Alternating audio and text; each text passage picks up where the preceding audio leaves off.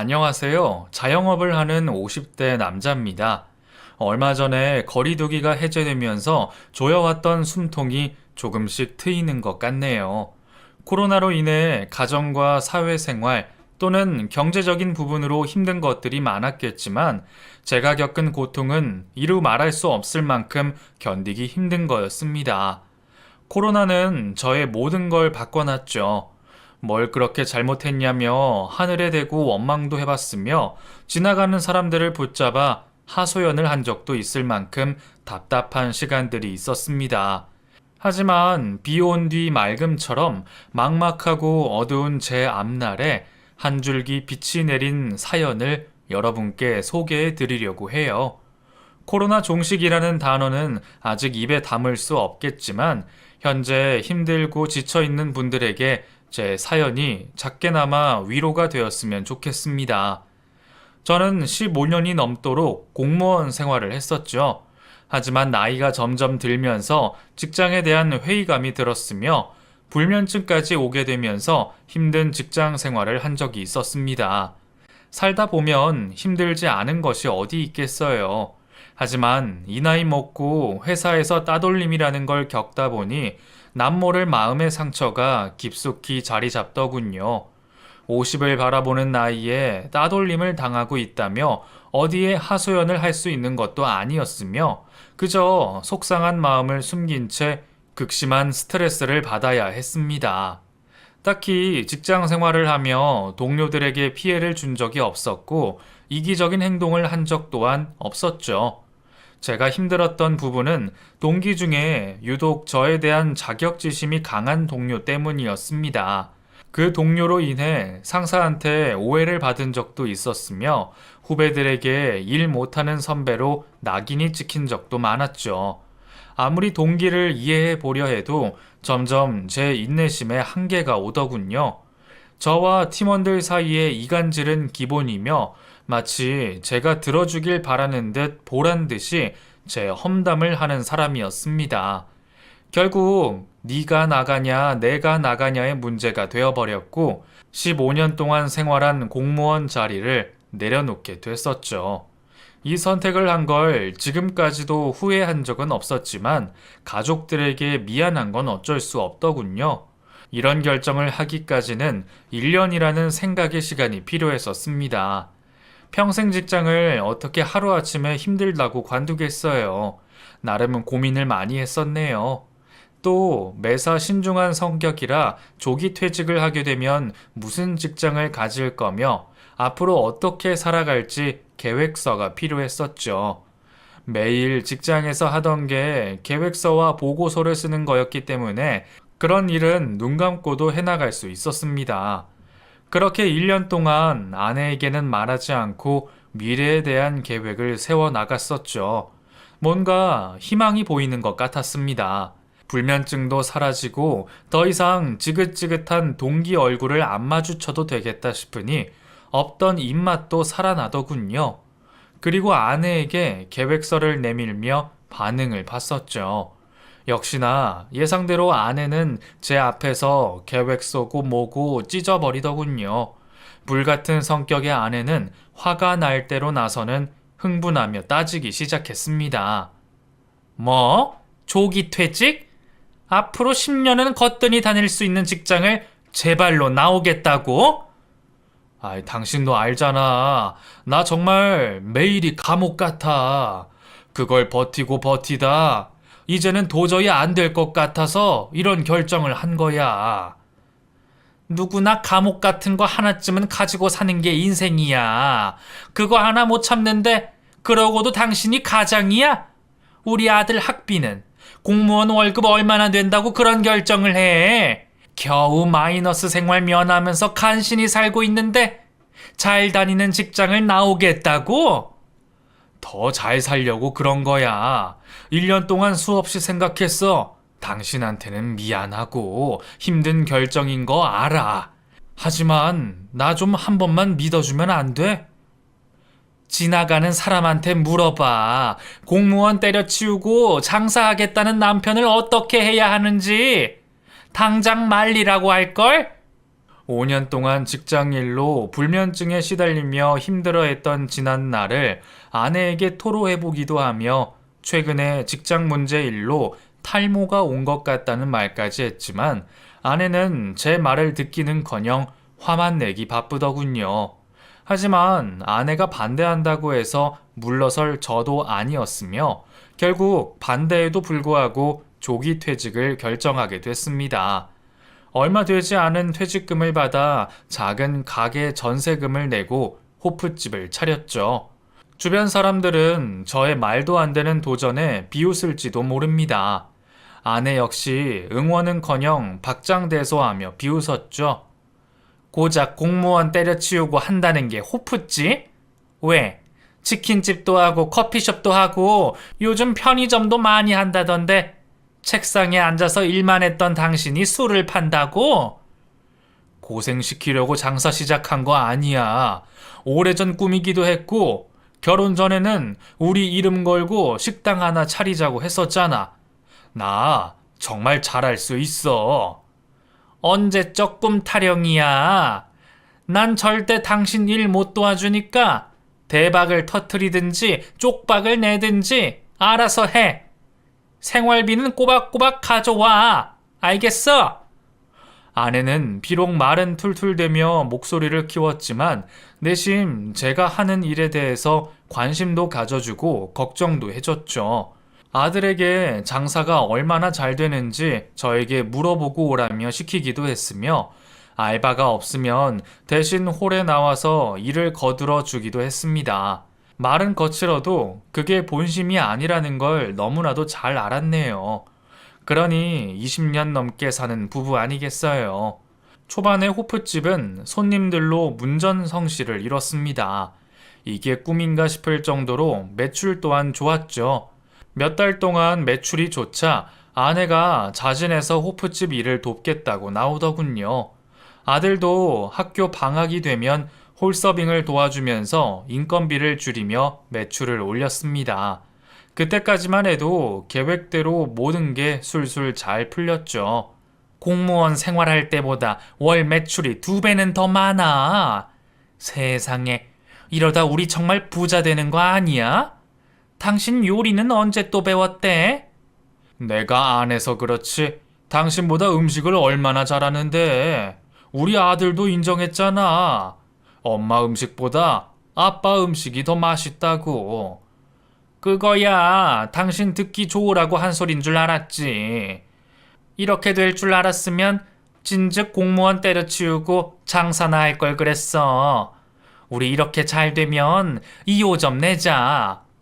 지나가는 듯한 아내의 말은 결국 현실로 다가왔고 호프집 1호점이 대박이 나자 저희 부부는 대학가 근처에 2호점을 냈습니다.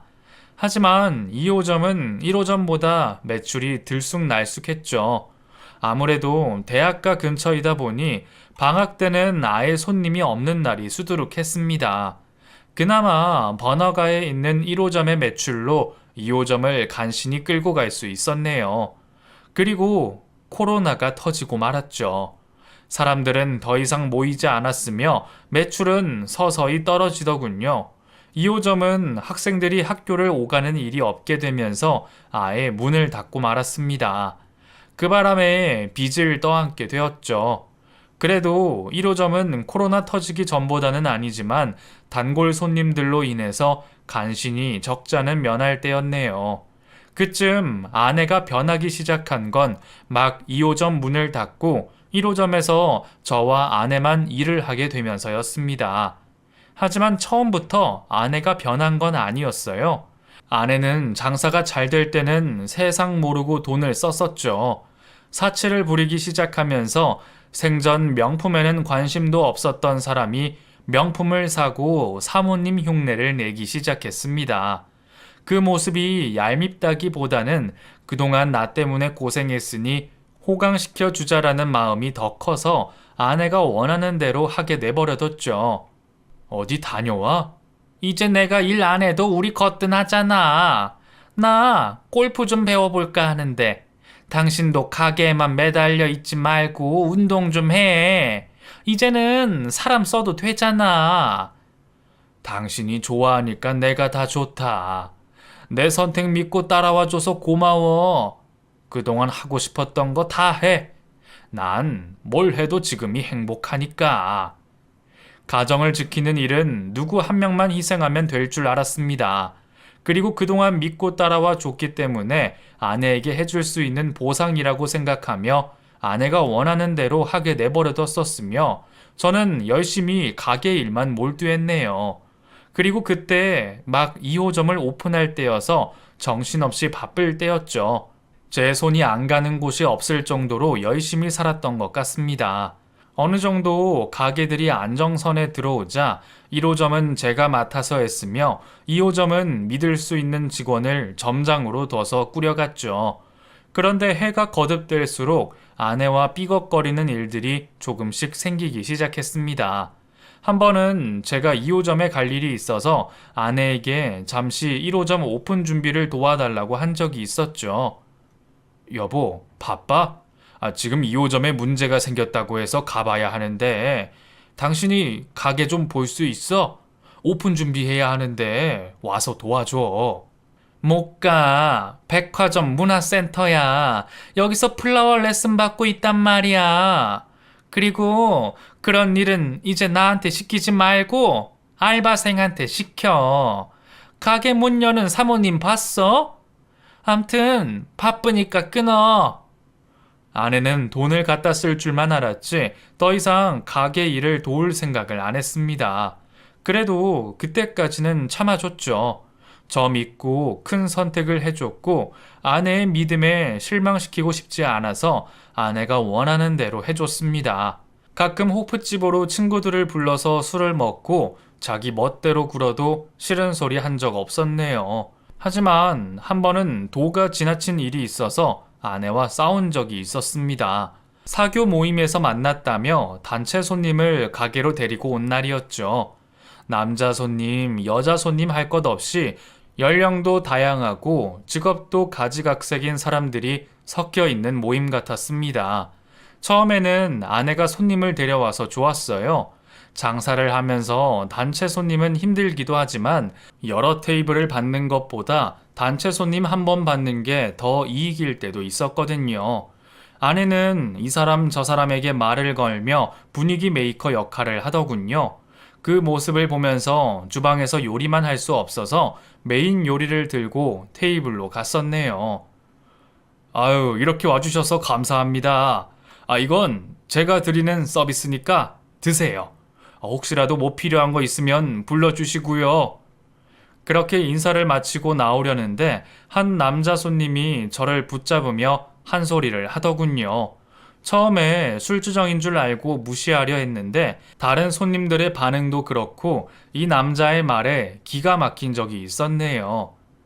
사장님, 제가 누나를 얼마나 좋아한 줄 아세요? 여기 있는 사람들은 다 알 거예요. 누나한테 고백도 했는데 차였다니까요. 누나라뇨? 제 와이프를 두고 하는 말인가요? 네. 아니, 돌식 모임에 유부녀가 들어올 줄은 몰랐죠. 여기 다 돌식남, 돌식년대. 우리 누님만 이렇게 버젓이 남편이 있다니까 제가 믿을 수가 없네요. 아내가 손님들이라며 데려온 사람들은 돌식 모임이었으며 돌싱이 될 뻔했다며 제 앞에서 아무렇지 않게 웃으며 말을 하는 아내를 볼 수 있었습니다. 나도 돌싱 될 뻔했다니까. 이 사람이 공무원 때려친 날 진짜 이혼하고 싶었는데 누가 이렇게 대박 날 줄 알았겠어. 그렇지 여보. 아내는 단단히 취했는지 저희 부부의 가정사를 처음 보는 사람들에게 말을 하더군요. 얼굴이 화끈해져서 당황했던 기억이 나네요. 도대체 아내를 이해하려고 해도 이해가 되지 않았던 날이었죠. 그리고 돌식 모임에서 마치 돌식녀처럼 하고 다녔다는 주변 사람들 말에 화가 치밀었습니다. 제가 감쪽같이 속았잖아요. 누나랑 데이트도 여러 번 했는데 전혀 몰랐다니까요. 누나, 말해봐요. 내가 데이트하자니까 좋다고 했죠. 그런데 유부녀라는 말은 안 해주고 그럼 제가 일찍 포기라도 했죠. 저 남의 것 탐내고 그런 사람 아니거든요. 남편 앞에서 못하는 소리가 없어. 술 먹으러 왔으면 곱게 술을 드세요. 여보, 여기 술 떨어졌다. 술 좀 더 가져와줘. 당신, 나랑 좀 이야기해. 아내에게 이 상황에 대해서 설명을 들어야 했기 때문에 가게 밖으로 불러냈죠. 술에 잔뜩 취해서 걷는 것도 힘든 아내를 밖으로 불러 당장 그 모임에서 나오라고 했습니다. 그 모임은 돌식 모임이라면서 왜 유부녀를 받아주고 도대체 그런 모임을 어떻게 알고 들었는지 답답할 노릇이었죠. 아내는 자신이 뭘 그렇게 잘못했냐며 오히려 적반하장으로 나오더군요. 아내의 말도 안 되는 논리에 기가 막힐 뿐이었습니다. 당신, 분위기 망치게 왜 그래? 지금 일하고 있잖아. 매출 뽑으려는 거 안 보여? 저 사람들 다 직장 빵빵한 사람들이야. 여기서 나 째려볼 시간 있으면 주방 가서 서비스 좀 더 내와줘. 나도 체면이 있지. 뭐야? 왜 저런 모임에 가입한 거야? 아니, 그리고 데이트라니? 한참 어려 보이던데 고백은 뭐고? 당신 지금 뭐 하는 거야? 내가 이러려고 돈 버는 줄 알아? 나한테 고맙다고는 못할 망정 왜 화를 내? 영업하고 있잖아. 이 모임 저 모임 가입해서 손님들 데려오는데 자꾸 딴지 걸 거야? 손님, 내가 모를 줄 알아? 당신 사심 채우려는 거잖아. 아니, 도대체 무슨 짓을 하고 다니는 거야? 아니, 그럴 거면 건전하게 가게에서 일을 해. 인건비라도 아끼게. 아들한테 미안하지도 않아? 아내는 큰 소리를 치며 제게 변했다면서 잔소리 좀 그만하라며 가게 안으로 들어가 버리더군요. 하지만 변한 사람은 아내였습니다.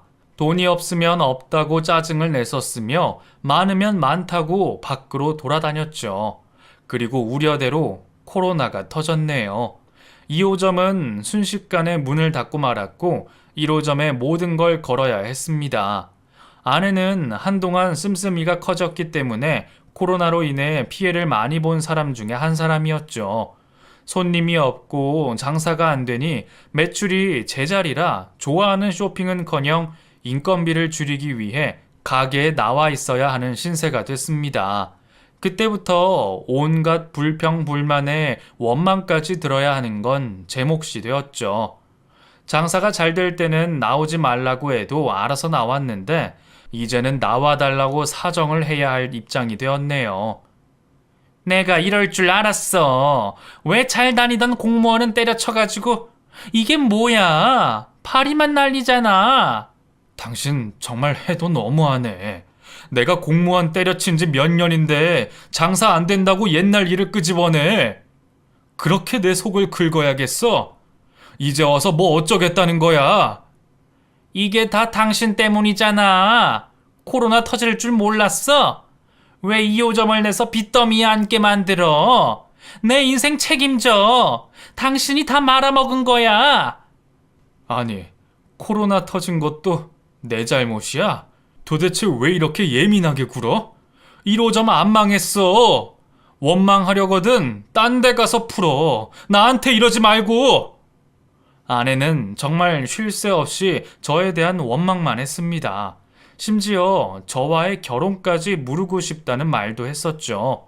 부부 생활한 지 20여 년이 넘었지만 그래도 아내와의 결혼에 대해서 후회한 적은 없었네요. 부부는 의리로 산다죠.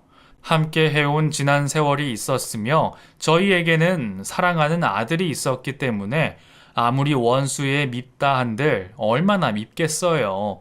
미워도 내가 책임져야 하는 사람이고 평생을 함께할 사람인데 품고 아껴줘야죠. 하지만 아내는 저와 다른 생각을 하고 있어 보였습니다. 변하는 아내를 그저 바라만 보면서 하루빨리 코로나가 사라지길 바랄 뿐이었죠. 코로나가 지나가면 모든 게 다시 예전으로 돌아갈 것만 같았습니다. 그래서 쉽게 장사도 그만두지 못하고 마냥 버티고 버텼네요. 하지만 코로나는 가혹했으며 결국 1호점만 보고 있을 수 없어서 투잡을 뛰게 됐습니다. 매달 내야 하는 월세라도 벌어야 했었죠. 그래서 오전에는 일용직 일을 하며 돈을 벌었으며 낮에는 점심 장사를 하기 시작했습니다. 안 쓰던 몸을 자꾸 쓰자 허리가 말을 듣지 않을 때가 많았으며 몸은 망가질 대로 망가지더군요. 오래 서 있으면 허리에 통증이 심해져서 병원을 가보기도 했지만 딱히 치료할 방법이 없어서 물리치료를 하면서 생활을 했었네요. 반면 아내는 자기가 식당 아줌마가 됐다며 입이 나오며 투덜대기 일쑤였습니다. 호프집에서 저녁 장사를 못하니 점심 장사를 할 수밖에요. 꼭 이렇게까지 해야 해? 점심 장사 얼마나 번다고? 몸에서 반찬 냄새 난단 말이야. 그만하자. 언제부터 당신이 손에 물 한 번 안 묻힌 사람이었다고 이런 투정을 부려? 이제 현실 좀 봐. 내가 벌린 일인데 당신까지 가게 나와 고생시켜서 미안한데 그래도 이왕 이렇게 된 거 같이 있는 시간만이라도 마음이 좀 편하면 안 될까? 아내의 잔소리가 늘수록 열심히 돈을 벌기 위해 밤낮 못 자가며 일을 했네요. 조금이나마 아내가 덜 일할 수 있게 노력했죠. 하지만 제가 노력할수록 장사는 안 됐으며 빚은 빚대로 늘어만 가더군요. 그리고 아내의 눈칫밥을 먹는 상황까지 오게 됐습니다. 당신은 밥이 참 잘 넘어가. 나는 지금 목구멍에 가시가 들어가 있는 것 같은데. 얼마 전에 돌식 모임 회장이 나보고 나가래. 회비 낼 돈이 없어서 몇 달 못 낸 거 가지고 어떻게 나를 쫓아낼 수 있어? 내 앞에서 할 말 있고 못 할 말 있는데 꼭 그래야겠어? 애초에 돌식 모임에 가입한 당신이 잘못된 거지. 버젓이 남편이 눈뜨고 있는데 그런 모임에 가입하는 게 더 웃긴 거 아니야? 내가 나 좋자고 그래? 이게 다 가게 잘 되라고 그런 거잖아. 그럼 돈을 벌어 오던가. 에이 몰라.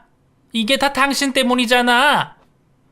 장사가 어려워질수록 부부 사이 역시 멀어져만 갔습니다. 아내는 거침없이 상처되는 말들을 해댔으며 아무리 좋게 생각하고 화해하려고 다가갈수록 제가 받는 스트레스는 극에 달했죠. 그리고 탈모가 점점 심해지면서 자신감이 떨어지는 걸 느낄 수 있었습니다. 반면 아내는 보란듯이 제 속을 뒤집는 행동들만 보여줬네요. 인건비를 줄이자는 명목으로 아내는 홀을 맡고 저는 주방을 맡으면서 일을 했지만 어느 순간 가게가 이상한 분위기로 흘러가는 걸 느낄 수 있었습니다. 아내를 보러 오는 단골 손님이 1명, 2명 늘어나기 시작하더군요. 처음에는 제법 손님들이 오니 기분이 좋았습니다. 하지만 손님들이 하나같이 흑심이 있어서 오는 걸 나중에 알게 되자 어이가 없더군요. 주방에서 음식을 만들면 홀에서는 무슨 일이 일어나고 있는지 미처 신경 쓸 겨를이 없었죠. 우리 이번 달은 적자 아니지? 월세 낼 수 있게 된 게 다 내 탓인 줄 알아. 손님들 단골 만들고 응대해주고 당신이 한 건 도대체 뭐야? 그래. 이게 다 당신 덕이야. 고맙게 생각해. 당신 없었으면 벌써 문 닫고도 남았지.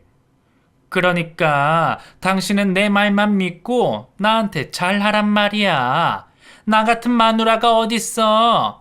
아내의 말이 끝나고 속으로 여기서 뭘 더 어떻게 잘해야 하는지 아내에게 묻고 싶었습니다. 코로나가 터지고 모든 잘못을 다 저에게 떠넘기면서 저 때문이라는 아내의 말에 토 한 번 달지 않고 열심히 주방에서 요리만 했었죠. 그러다 보니 어느새 가게의 주도권은 아내에게 넘어가 있었으며 저는 주방에서 음식만 만드는 사람이 되어 있더군요. 그리고 가게의 절반의 손님들이 남자들이었었죠.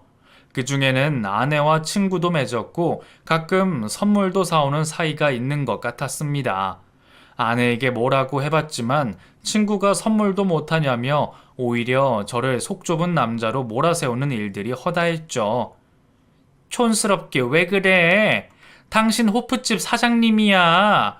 사사건건 이런 일에 간섭하면 힘들어.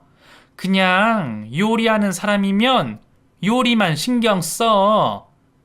아내가 너무 당당하게 나오니 한편으로는 주방에만 있어서 속 좁은 사람이 됐나 싶기도 하더군요. 하지만 제 우려는 현실로 다가왔습니다. 초반에 장사가 잘 되는 것만 눈에 보여서 아내가 홀에서 저 몰래 바람이 난 줄은 꿈에도 모르고 있었죠.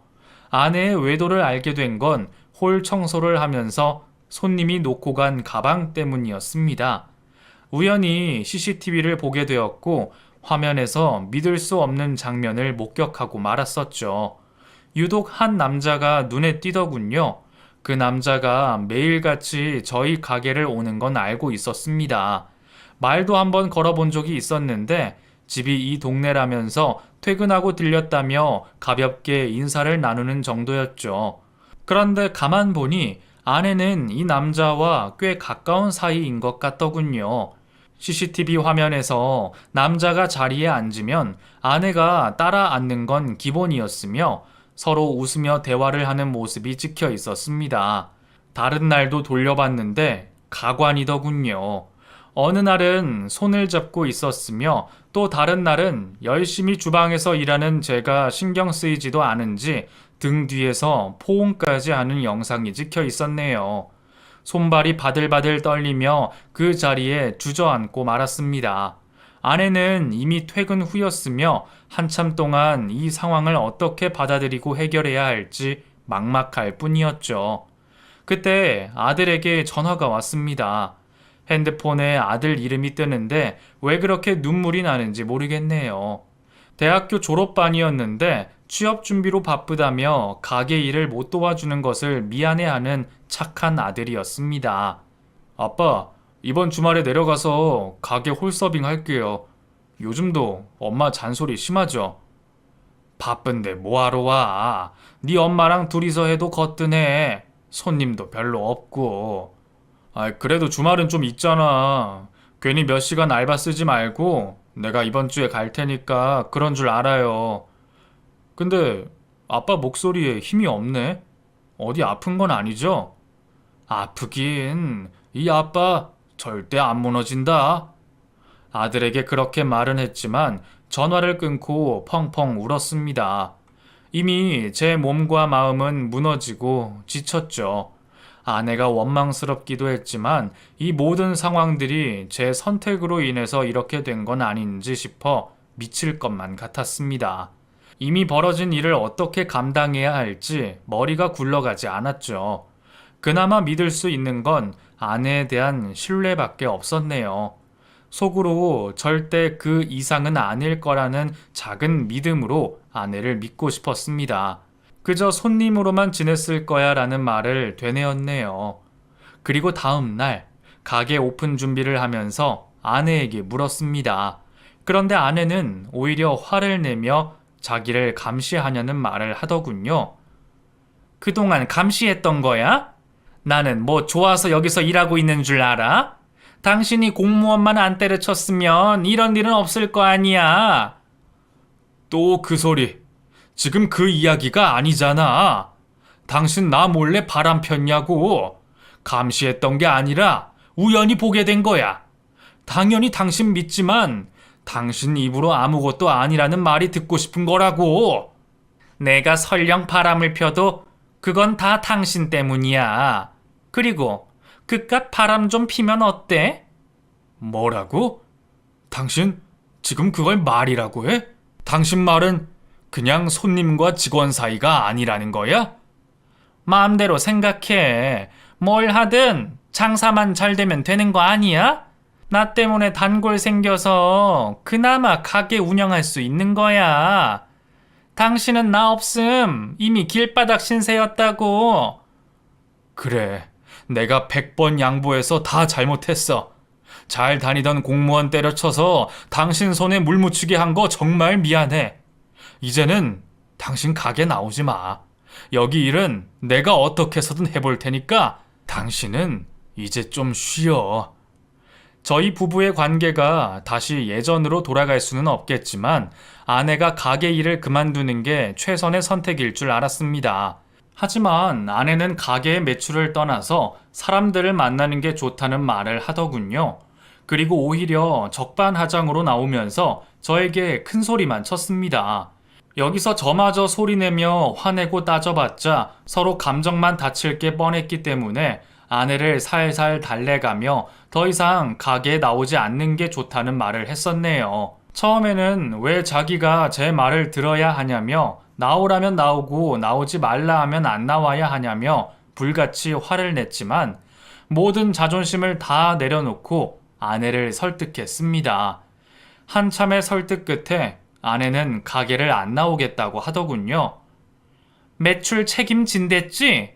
나야 일 안 하면 좋지. 어디 얼마나 나 없이 잘하나 보자. 일을 떠나서 내 말 이해한 거 맞지? 당신 이번 한 번뿐이야. 더 이상 가게 손님 만나지도 말고. 이런 걸 내 입으로 부탁해야 하는 것도 웃기잖아. 그렇게 아내는 더 이상 가게 일은 하지 않았네요. 겨우겨우 월세만 내는 정도로 일을 이어가는데 가끔 아내가 남자 사람 친구라면서 가게에 남자를 데리고 온 적이 있긴 했었죠. 속은 뒤집어졌지만 자기 친구들이라며 태연하게 소개해 주는데 뭐라 딱히 할 말도 없었습니다. 하지만 생각할수록 열이 받는 건 어쩔 수 없더군요. 아내가 뻔히 외도를 하고 있는 것 같은데 아무것도 할 수 없는 제 입장이 답답했습니다. 하루는 아내에게 부부로서 선을 지키라는 말을 한 적이 있었네요. 아들한테 미안하지도 않아? 가끔 일 도와주겠다고 가게 오는데 남자 손님들이 당신 이름 대가면서 찾는 거 우리 아들한테 부끄럽지 않냐고? 돈 못 버는 아빠, 생활비 안 주는 남편이 더 부끄러운 거야. 당신 내가 일 안 하니까 가게 힘들어졌잖아. 그나마 여기 단골도 다 내 손님인데 당신이 너무 예민하게 받아들이는 거 아니야? 그거 자격지심이야. 아내의 말은 가슴에 비수가 꽂히듯 스크래치를 냈으며 아무 말도 할 수가 없더군요. 돈 못 버는 아빠가 부끄러운 거라는 말에 아들에게 면목이 안 섰습니다. 자취방 월세도 못 내주는 제가 한없이 작고 초라하게 느껴졌죠. 그때 처음으로 제가 한 선택을 후회했었네요. 그래도 포기할 수 없었습니다. 갈 곳도 다시 새 출발을 할 수도 없는 상황이었기 때문에 묵묵히 그 자리에서 버티고 버텨냈죠. 아내는 이제 대놓고 제 앞에서 바람을 피웠으며 무능한 남편이라는 딱지를 주더군요. 한 번은 너무 지쳐서 그럴 거면 이혼하자는 말을 한 적이 있었죠. 아내는 이혼도 돈이 있어야 하는 거라며 딱 잘라 거절을 하더군요. 그러면서 제 앞에서 친구라는 이름으로 남자들을 만나기 시작했습니다. 아내는 아내대로 밖으로 돌고 아들은 취업 준비로 정신이 없을 때쯤 사건이 하나 생겼죠. 가게 문을 닫으려고 밖에 나왔는데 아내가 누군가와 팔짱을 끼고 가는 게 아니겠어요. 뒷모습이었지만 분명 아내 같아서 쫓아갔는데 역시나 아내가 저를 보더니 놀라더군요. 여보, 아직 가게 문 닫을 시간 아니잖아. 가게에 있어야 할 사람이 갑자기 나타나서 놀랬잖아. 이제 하다 대놓고 이러고 다니는 거야? 손님이 너무 없어서 일찍 닫으려고 했는데 이제 보니 당신은 친구랑 팔짱 끼고 어딜 그렇게 바쁘게 가? 가게 나오지 말라고 했더니 이러고 다니고 있었던 거야? 상간남과 있는 아내를 보자 잡고 있던 이성의 끈을 놓고 말았습니다. 그리고 상간남에게 먼저 손을 대고 말았죠. 상간남도 지지 않고 저에게 손을 대면서 한순간에 싸움으로 번지게 되면서 길 한복판이 아수라장이 된 적이 있었네요. 결국 누군가의 신고로 경찰들이 오게 되면서 처음으로 경찰서라는 곳을 가게 됐습니다. 아내는 이미 저에게 마음이 떠났는지 제 근처로 오지도 않고 상간남 곁에서 머물더군요. 어떻게 사람이 저럴 수 있는지 비참했네요. 그래도 아직은 부부이고 아들이 있는데 말이죠. 그 사건 때문에 아내에게 있는 정도 다 떨어지고 더 이상 부부라고 할 수 없을 정도로 상황이 악화됐었습니다. 그리고 합의를 하게 되면서 집에 도착하자마자 아내는 제 등 뒤에 대고 저를 위해서라며 변명을 하더군요. 내가 일부러 그런 거야? 당신 나 아니면 합의 못했어. 그 사람 고집이 얼마나 센 줄 알아? 그만해라. 그냥 이혼하자. 돈 있어? 위자료 줄 돈 있냐고. 빚만 있는 주제. 나야 이혼하면 감사하지. 그동안 별 볼 일 없는 남자랑 몇십 년을 산 내 인생이 억울하다. 날이 선 아내의 말은 제 가슴에 비수가 되었으며 더 이상 이 여자와 살 수 없을 만큼 지쳐버렸죠. 아내의 거친 말과 잔소리도 듣고 싶지 않았습니다. 아내에게 이혼 얘기를 꺼내면서 사라졌던 불면증이 다시 찾아왔고 뜬 눈으로 밤을 샌 적이 많았죠. 하지만 아내는 무슨 이유인지 이혼 서류에 사인을 차일피일 미루기만 하더군요. 그쯤 저에게 스트레스로 인한 원형 탈모가 오게 되자 어차피 잘 보일 사람도 없고 아내도 없는데 이참에 삭발을 하기로 마음먹었습니다.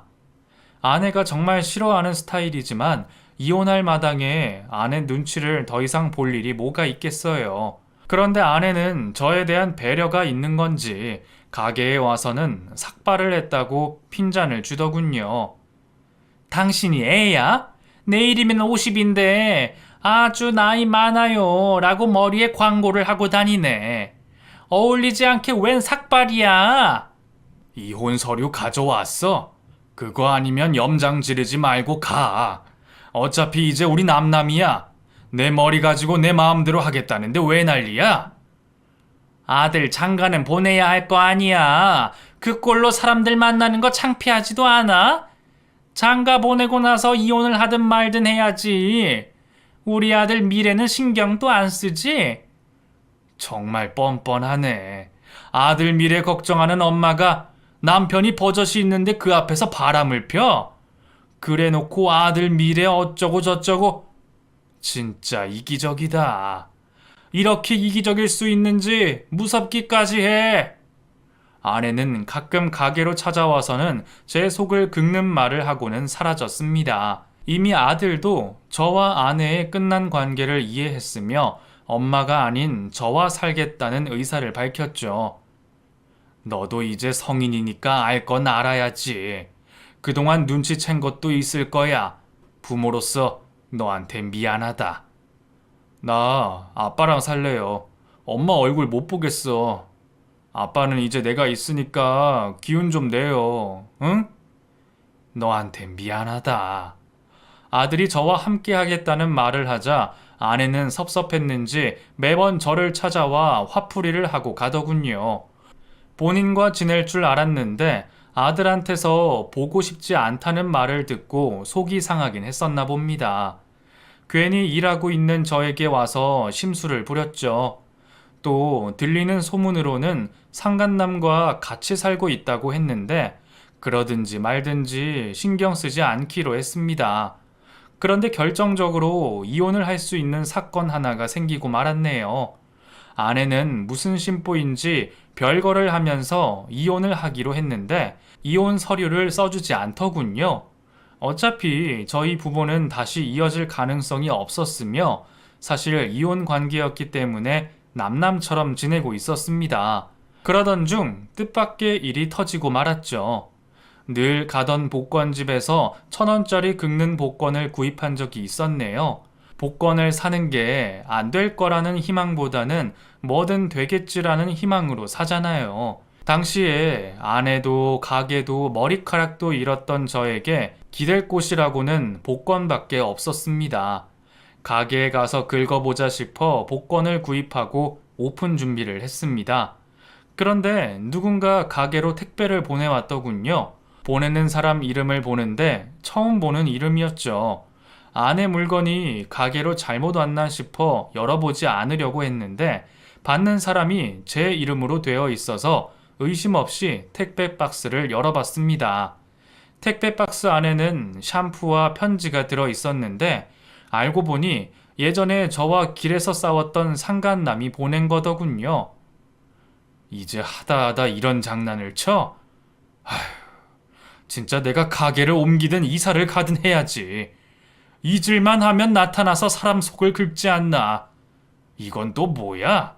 박스 안에는 제 탈모를 걱정했는지 탈모 샴푸가 있더군요. 도대체 이런 장난을 해서 얻는 게 뭔지 한숨만 나올 뿐이었습니다. 상간남이 보낸 택배는 마치 제 탈모를 비웃기라도 하는 듯 했으며 그 심보가 유치했네요. 결정적으로 상간남이 남긴 편지를 보자 인성이 바닥이라는 걸 느낄 수 있었습니다. 편지에는 저에게 하는 말 같은 글이 적혀 있었죠. 네 아내 지금 내 옆에 있다 라는 글과 아내가 작성한 이혼 서류가 있더군요. 그리고 아내와 세상 다정하게 찍은 사진 한 장이 있었습니다. 누가 봐도 이 택배는 의도적으로 약 올리기 위한 걸로 밖에 안 보였네요. 유치하게 짝이 없었지만 화를 낼 기운도 없었습니다. 속이 타서 냉수 한 잔을 마시고 주머니에 있는 복권을 긁었는데 그 순간 숨이 턱 막히는 일이 벌어지고 말더군요. 지금 생각해도 믿겨지지 않는 일이 저에게 일어난 순간이었죠. 대수롭지 않게 복권을 긁는데 한 그림 한 그림 뭔가 이상했습니다. 어라? 왜 똑같지? 그렇게 5억짜리 1등 복권에 당첨이 됐습니다. 순간 가게에 사람이 있나 주변을 돌아보게 되더군요. 그리고 아무리 복권을 봐도 1등이 맞았습니다. 복권을 주머니에 넣고 제일 먼저 손에 든 건 아내의 이혼 서류였네요. 택배 상자 속에 들어있던 이혼 서류를 들고 배꼽 잡고 기쁨의 박수와 함성을 질렀습니다. 남들이 볼 때는 드디어 아내와 이혼을 해서 기쁜가 보구나 싶었겠지만 제 머릿속에는 오만 가지 계획들이 스쳐 지나갔었죠. 당장 가게 오픈이고 뭐고 법원으로 향했습니다. 합의 이혼을 조금이라도 빨리 접수해야 했죠. 법원으로 가는 길은 발걸음이 무거울 줄만 알았는데 세상 가볍고 날아갈 듯 기쁠 줄 누가 알았겠어요. 뻔뻔하게 제 앞에서 외도를 저지르고 끝까지 이혼을 안 해줄 것만 같았던 아내는 상간남과의 새 출발을 위해 이혼 서류에 사인을 해줬죠. 아내의 사인이 상간남과의 새 출발을 위한 시작이자 제 밝은 앞날에 대한 출발을 알리는 신호가 됐었습니다. 당장 이혼 절차를 밟고 아무에게도 복권 당첨됐다는 사실을 알리지 않았네요. 아들에게도 처음에는 알리지 않았습니다. 그리고 이혼이 정식으로 됐을 때 아들에게 복권 당첨에 대해서 말을 했네요. 이거 엄마도 알아요? 그래서 아빠 나한테 차 사준다고 한 거예요? 엄마가 알면 나랑 이혼했겠니? 그럼 난 복권이 당첨된 게 아니라 내 손으로 감옥에 다시 들어가게 되는 거야.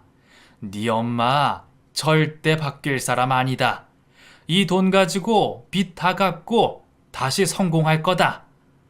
아무리 5억이라는 거액의 복권이 당첨됐다지만 세금을 제하고 저에게 떨어지는 돈은 3억이 조금 넘는 돈이었습니다. 그래도 이 돈은 절망적일 때 나타난 희망의 동화줄 같은 거였죠.